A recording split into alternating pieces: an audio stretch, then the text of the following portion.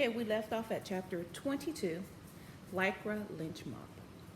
An angry mob of ballroom dancing enthusiasts chased a little brown car down the street. Looking out the back window, Ben thought this would perhaps be the only time in history a lynch mob was dressed entirely in lycra.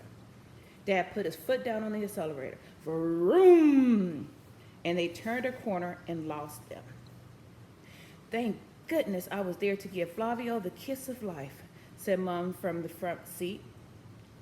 He was just unconscious. He hadn't stopped breathing, Mom, said Ben from the back.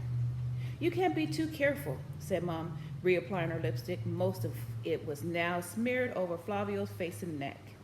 Your performance was, in a word, dreadful and embarrassing, pronounced Dad. That's 2 words, corrected Ben with a chuckle. 3 if you count the word and. Don't get funny with me, young lad, snapped Dad. This is no laughing matter. I was ashamed of you, ashamed. Yes, ashamed, grumbled Mom, in agreement. Ben felt like he would give anything to disappear. He would give all of his past and all of his future just so he didn't have to be sitting in the back seat of his mom and dad's car right now.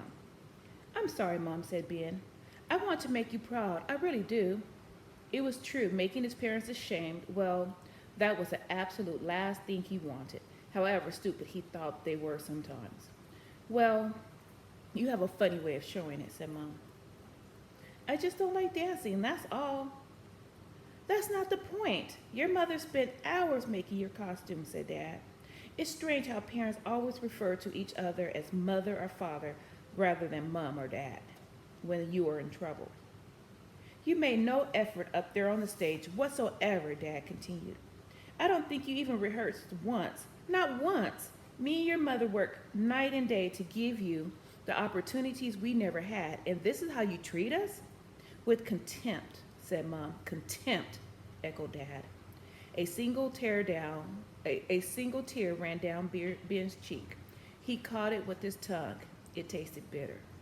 The 3 sat in silence as the car rumbled home. No words were spoken as they got out of the car and went into the house.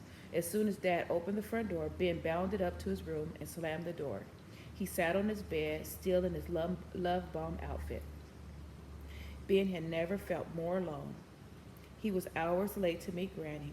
Not only had he let down his mom and dad, he had let down the one person who he had grown to love more than anyone, his Granny. They were never going to steal the crown jewels now. Just at that moment, there was a quiet tap on his window.